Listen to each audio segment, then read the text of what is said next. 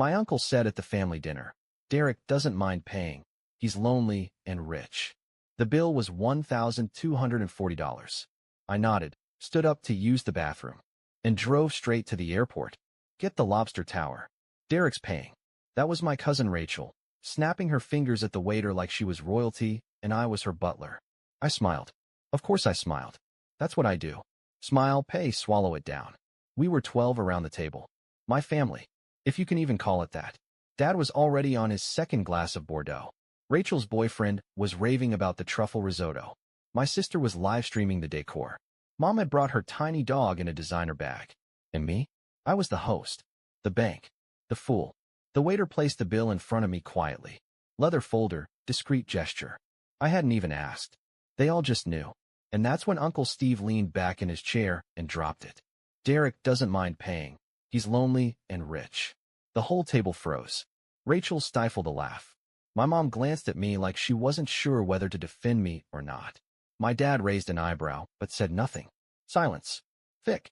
Sharp. Humiliating. Excuse me, I said, even though I heard him loud and clear. He shrugged. I mean, what else are you going to do with your money, kid? No wife, no kids. You might as well treat the people who actually built families. A low burn rose in my chest. I looked around. Not one person said a word. Not Rachel, who calls me every month when she overdrafts her account. Not Mom, who still introduces me as her son who works too much to settle down. Not Dad, who hasn't hugged me since I was 12. I looked at the bill. $1,240. Of course it was. I smiled. That's fair, I said, pushing my chair back. Where you going? Mom asked, confused. Bathroom, I said. Be right back. I wasn't. I walked past the maitre d', past the valet, past the life I'd been tricked into thinking I needed to maintain. Got into my car. No music. No calls. Just the voice in my head repeating it like a drum. Lonely and rich.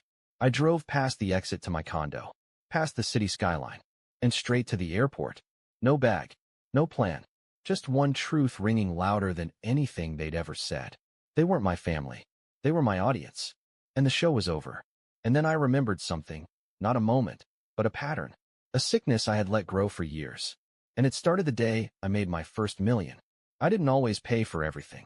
There was a time, not that long ago, when I was invisible to my own family. Not hated. Not loved. Just irrelevant. The kind of person you forget to include in group texts. The kind who finds out about family vacations after they happened, from someone's Instagram story. That was me. Before the money. 3 years ago, I was just another face in the background. Quiet. Focused. A little awkward at family events. No kids. No wife. Just a startup and too much caffeine. I remember one Thanksgiving. I drove 2 hours to be there, brought wine, pie, the whole deal. Nobody said hi when I walked in. Nobody saved me a seat. I ate standing up in the kitchen while everyone else laughed at the big table, pretending I wasn't there. Rachel made a joke about how I always looked tired, like a ghost who codes. My uncle laughed. My dad chuckled. Even Mom said, "Oh honey, she's just playing." I left early that night. Nobody noticed. Then, the app sold. $38 million. Clean. Fast. Brutal. Suddenly, everything changed. I didn't have to announce it. They found out anyway, because money has a way of ringing every phone. The first call was from Mom. "Derek, baby, I'm so proud of you. We always knew you had it in you. We were just talking about you last night." That was a lie. I hadn't spoken to her in 7 months. Then came Rachel. "Hey cousin.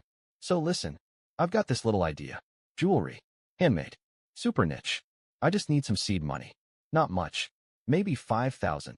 I gave her 10. She posted a story the next day. "So blessed to have supportive family." No tag. No thanks. My dad called me 2 days later. Said the mortgage was behind. Just a rough patch. He used the words "from one man to another." Like we were suddenly equals. Now that I had more in my account than he ever had in his life. I wired him the money. That was the first month. After that, they stopped pretending. Rachel called weekly. "Quick thing, my car broke down. Rent is late. That guy ghosted me and I need to feel better." Girls' trip. Uncle Steve wanted help with his tax situation. My mom cried over the phone because she couldn't afford to visit her sister in Florida. I heard her booking the ticket while she was still fake sobbing. And me? I played my part. Because deep down, I thought if I kept giving, they'd start loving. The first time I picked up the tab at Le Chateau, they clapped. I'm not kidding.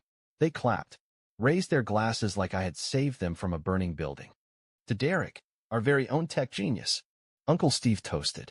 My mom dabbed her eyes like I had cured cancer. I should have seen it then, but I didn't. Because part of me, the desperate, wounded part, wanted it to be real. Wanted to believe that their warmth was finally directed at me, not at the money I now carried like a cursed crown. But it didn't stop at dinners. Oh no. Suddenly I was hosting birthdays, anniversaries, surprise engagements, all funded by me. Rachel threw a tantrum when I didn't fly her to Napa for her birthday. You're rich, Derek. What's a few $100 to you? A few hundred? She burned through $12,000 in one weekend and didn't say thank you once. Last Christmas, I showed up with gifts for everyone. Designer bags. Watches. A PlayStation for Rachel's boyfriend, the same guy who never even remembers my name. You know what I got in return? A World's Best Uncle mug and a pair of socks. I'm not even an uncle. That night, while they all drank and danced, I sat by the fire alone, wondering how I became this. A man who bought his way into family photos. A man who paid for love in installments.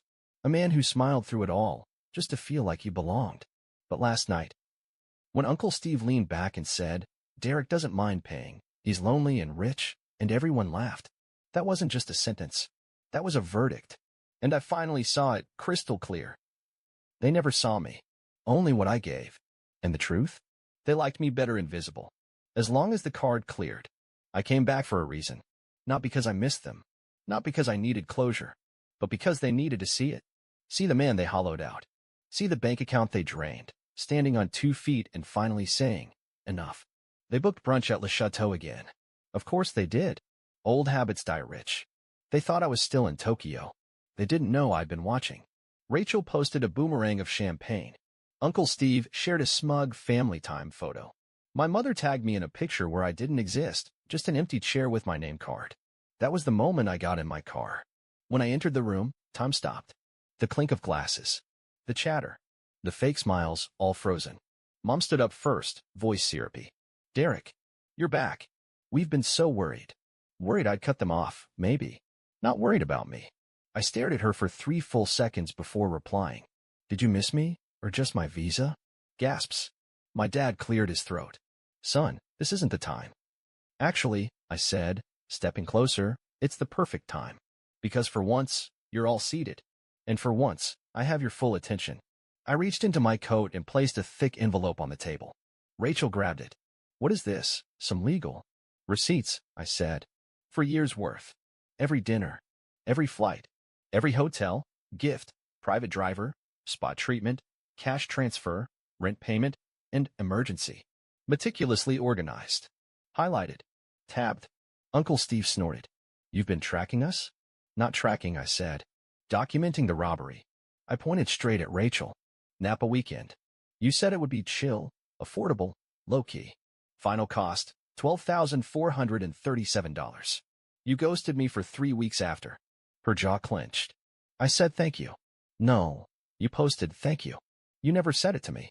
I turned to my father. You needed help with the mortgage. I paid. Then again. And again. You said you were ashamed, but never enough to stop asking. He stood up. You're embarrassing yourself. No, Dad. I'm exposing you. To Mom.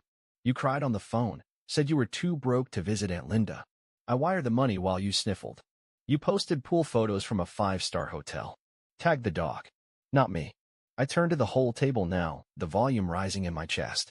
You called me family when you wanted money. You ignored me when I needed support. You invited me only when you needed the bill covered. They were frozen. For once, no fake smiles. No polite lies. Just red faces and dropped jaws. Rachel tried to speak first. So what? You're rich. You act like this was charity. You wanted to feel needed. No. I wanted to feel loved. And when I realized I couldn't buy that from you, I paid anyway, hoping I was wrong. I took a breath. Looked each of them in the eyes. I wasn't wrong. Uncle Steve slammed his glass down. You're acting like a child. I laughed once sharp, bitter. No. I'm acting like a man who finally woke up. And now that I'm awake, I see you for what you are. Takers. Users. A room full of well-dressed debts. I turned to the waiter in the corner. Poor guy looked like he wanted to disappear. Split the bill evenly. 12 ways. He blinked. Excuse me. You heard me. They can pay their share. For once in their lives. My mother gasped. You're making us pay? Dear? After all these years. I leaned in slightly, my voice lower now. Call it interest. Rachel stood up, her voice rising. You'll regret this. You'll be alone, Derek. When you stop paying, nobody stays. I know. Silence. Then I said the quiet part out loud. And that's how I know who's real. I didn't storm out. That would have been dramatic. I walked slowly, calmly, with dignity they would never understand. I left behind the table, the fake smiles, the debt. And for the first time in years, I left without paying. The first 3 days were quiet. No calls. No messages. Not even a passive-aggressive, hope you're okay, post on social media. It was the kind of silence I hadn't felt in years, the kind that isn't emptiness, but relief. Like breathing air without poison in it. I slept better than I had in months. No vibrating phone at 2 a.m. No fake emergencies. No sudden Venmo request with a love you attached. I finally had time to think about who I'd been and who I might become now that I had no one to perform for. But on day 4, the silence cracked. It wasn't a call. It wasn't a knock. It was a legal envelope, delivered by courier. My name printed in bold, expensive ink. The kind of envelope that smells like entitlement and bad intentions. Inside, a lawsuit, filed by my own family. Claim, emotional and financial abandonment. Amount demanded, $2.3 million. Filed jointly by my parents, Rachel, and Uncle Steve. I had to read it 3 times before I believed it was real. They claimed my sudden and irresponsible withdrawal of support had caused psychological damage, lifestyle disruption, and material harm. Material harm? As in, they couldn't afford imported wine and Botox anymore? I laughed. Not because it was funny, but because it was so delusional it almost felt genius. They weren't just greedy. They were strategic. If they couldn't guilt me back in, they'd drag me. That night, I poured myself a drink. Sat on the balcony of my apartment. No skyline view. Just trees and wind. And I told myself 2 things. 1. They were never going to stop. 2. Neither was I. Then came the next twist. 2 days after the lawsuit, I got a message. Not from a lawyer. Not from the press. From Emily. Yeah, that Emily. The woman who left me 3 weeks before our wedding. No note. No goodbye. Just silence and a closet that smelled like a ghost. Derek, I know I'm probably the last person you want to hear from, but I saw what your family is doing, and I need to tell you something. Face to face. I didn't respond. Not that night. Not the next. But the 3rd day, I typed 1 word. When? We met at a coffee shop in Silver Lake. She wore a green coat, the same color she wore the last time I saw her. But now it looked different. Stronger. Like armor. She didn't smile. Didn't cry. She just said, it's my fault. All of it. I blinked. What do you mean? She sighed. When I left. I didn't disappear out of cruelty. I left because your mother told me to. Silence. I went to see her. I was scared. About the pressure. About being with someone as driven as you. She said things. Made me doubt everything. I stared at her, frozen. She told me I wasn't good enough for you. That I'd ruin your focus. That if I really loved you, I'd step aside and let you grow. And you believed her? I said. She swallowed. I was 25. I had no one. And she was persuasive. She promised to keep it quiet if I just walked away. Suddenly, everything made sense. The calculated coldness. The vanishing act. The way my mother never mentioned her again. It wasn't a breakup. It was an erasure. You told your mom I sold the app, I said slowly. She nodded. I was angry. I thought you moved on. I wanted to remind her I existed. And she used it to launch the feeding frenzy. Yes. I looked at her, hard. Why tell me now? Because I was wrong. And I hate what they've done to you. You deserve someone in your corner. That night, we stayed up going through old messages. She helped me build a timeline. Messages from family. Patterns of manipulation. Voice notes. Photos. And then I sent them, all of them, to 2 people. My lawyer. My friend Owen, investigative journalist. 5 days later, the article went live. The price of being generous. How one family sued their own son for cutting off their luxury allowance. It included screenshots of manipulative messages, proof of payments, audio of my mom guilting Emily, a full breakdown of how much each family member received, a video clip of Rachel saying, he'll never cut us off. He needs us. It exploded. Within 72 hours. Rachel's sponsorships dropped her. Uncle Steve was suspended from work pending ethics review. My dad's golf club revoked his membership. My mom deactivated every account she had. And the lawsuit? Dropped. No comment. But it wasn't over. One last letter came. From my mother. Handwritten. 2 pages. No apology. Just blame. You humiliated us. You're ungrateful. We did everything for you. I read it once. Then I burned it. Emily? She didn't leave this time. She didn't try to fix me. Didn't ask for anything. She just stayed. Sat with me in silence. Helped me rebuild. Not romance. Not yet. But presence. And presence is rarer than love. Today, I live in a small place. No more penthouse. No more private chef. No more calls asking for favors. Just books. Music. Quiet. I open my own mail. Make my own coffee. Choose who I let in. And every so often, someone asks, "Do you ever miss them?" I smile. No. Because I never had them. I only had their expectations. Now, I have something better. Boundaries. And peace that can't be bought. The world didn't change. I did. And that made all the difference. It's strange how stillness can be so full. The first few months after everything ended felt like standing in a room where the music just stopped. No chaos, no applause. Just breath. Just light. I started to notice things again. The way morning light filters through the curtain at 6:42 a.m. The sound of sparrows on the balcony. The quiet hum of a world that doesn't expect anything from you. For the first time in my life, I wasn't performing. Not for approval. Not for validation. Not for love I had to purchase in installments. I was just being. And that, in itself, felt like a revolution. I joined a community garden. Not because I suddenly cared about kale, but because I missed touching something real. There's something powerful about planting seeds in dirt with strangers who don't care who you were, how much you made, or whether your last name is attached to a scandal. Just hands in the soil. Simple conversation. Growth that isn't measured in dollars. One woman there, Marta, is 73 and runs the compost pile like a military unit. She once looked at me and said, "You seem like a man who finally stopped running." And I nearly cried. Because I had. And it took me 38 years to do it. I started journaling again. Not on a laptop. With a pen. In a worn leather notebook. Some days, I write just 1 sentence. Some days, 5 pages. But it helps, putting things down without having to explain them. No one reads it. No one edits it. And in a life where I used to narrate every move for someone else's approval, that feels like a gift. I also stopped lying. Not just to others. To myself.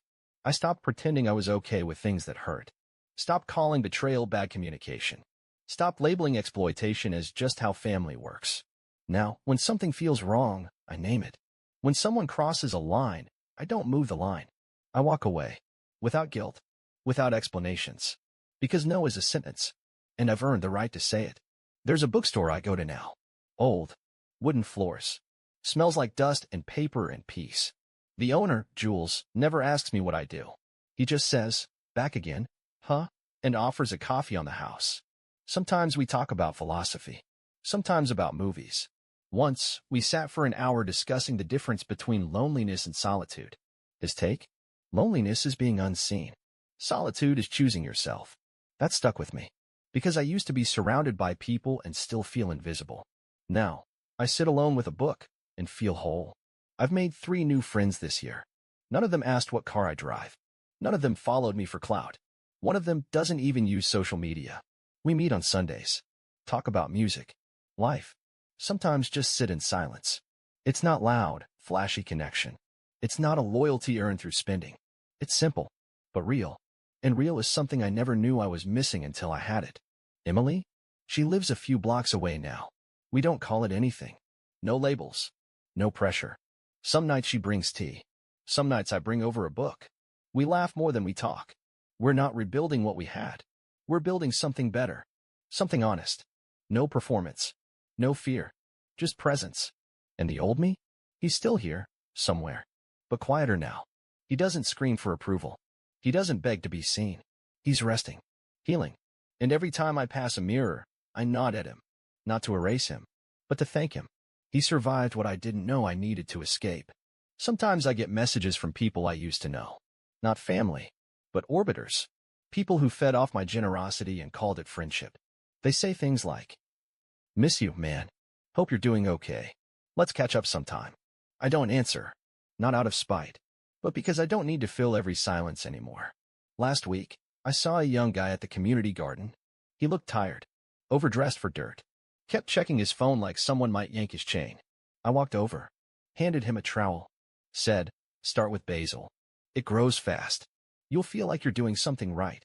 He blinked, nodded, didn't ask my name, didn't care. Good. The truth is, the world hasn't changed much. People still take. Families still manipulate. There's still noise, hunger, and the temptation to buy your way into love. But I've changed.